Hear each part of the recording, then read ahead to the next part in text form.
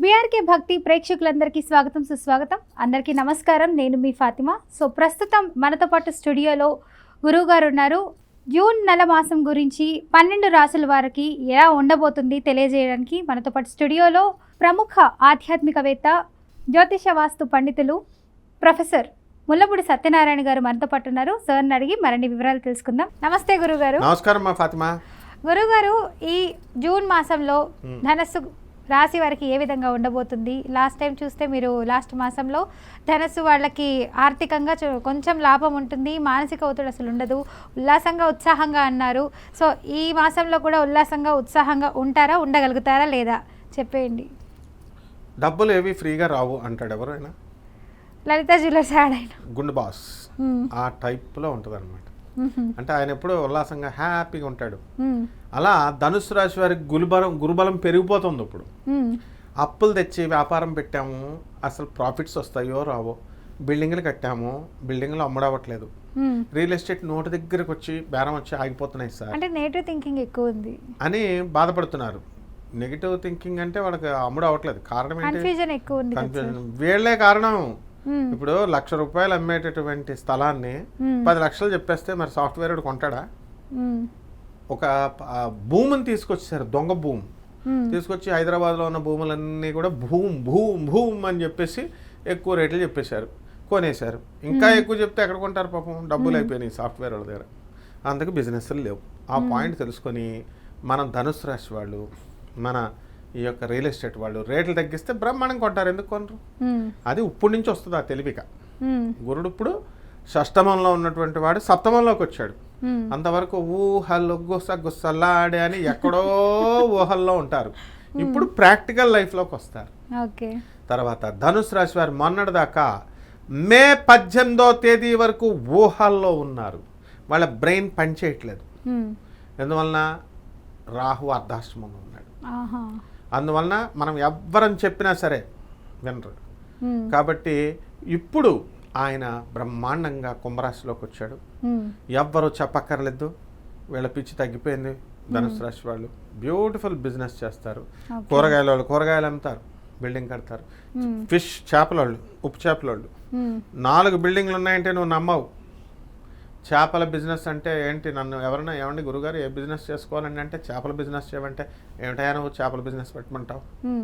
Software company, software అంటారు. జేబులో డబ్బులు లేకపోయినా సాఫ్ట్వేర్ ప్రాజెక్ట్స్ రావు. ఇప్పటి నుంచి వస్తాయి సాఫ్ట్వేర్ కంపెనీలు. ఇప్పటి నుంచి పెట్టుకోవచ్చు, ఈ నెలలో పెట్టుకోవచ్చు, మే 18 తర్వాత. అలా గురువుని గుడ్డిగా నమ్మాలన్నమాట. అప్పుడు మనకు ఫలితాలు వస్తాయి.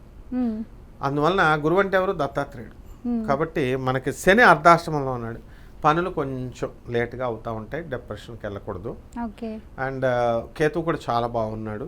ఫారెన్ నుంచి డీలింగ్స్ బాగా వచ్చేస్తాయి. ఫారెన్ బిజినెస్లు అంతా కూడా. ఎవరికైతే పెళ్లి కావట్లేదని చెప్పేసి బాధపడుతున్నారో అటువంటి తల్లిదండ్రులు ఎవ్వరు కూడా బాధపడాల్సిన పని లేదు. వాళ్ళ అబ్బాయి, మా అబ్బాయిని US పంపామండి, మా అబ్బాయి లండన్లో ఉన్నాడండి, ఉద్యోగాలు రావట్లేదండి గురువుగారు, మరి ఎలాగండి అన్నారు. ఉద్యోగం సంగతి దేవుడారికమ్మా, ఉద్యోగం చేసే తెల్లకోడలు వస్తుందన్న వచ్చేసారు ఆటోమేటిక్గా తెల్లకోడలు.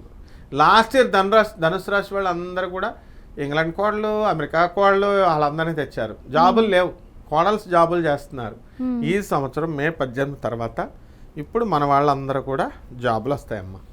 మరి విద్యార్థులకు విద్యాపరంగా ఎలా ఉండబోతుంది? చిరు వ్యాపారస్తులు ఎలా ఉండబోతుంది? తెగ్గ చదివేస్తారమ్మా విద్యార్థులు. గురుబలం పెరిగిపోయింది, వద్దంటే లావు కూడా అయిపోతారమ్మా. స్వీట్లు అసలు ఇళ్లలో స్వీట్ షాపులు కనబడితే చాలు స్వీట్లు తినేస్తారమ్మా. కాబట్టి ఈ విధంగా మొత్తం చిరు వ్యాపారాలు, చిరు ఉద్యోగాలు చేసే వాళ్ళు కూడా సూపర్. చిన్న చితక పనులు చేసుకునే వాళ్ళు super. And they will learn like anything. అసలు ఇక ధనుస్సు రాశి వారికి అడ్డు ఒక్క శనీశ్వరుడు మాత్రమే. అర్ధాష్టమ శని కాచుకొని పనులు లేట్ లేట్ లేట్ లేట్ అంటాడు.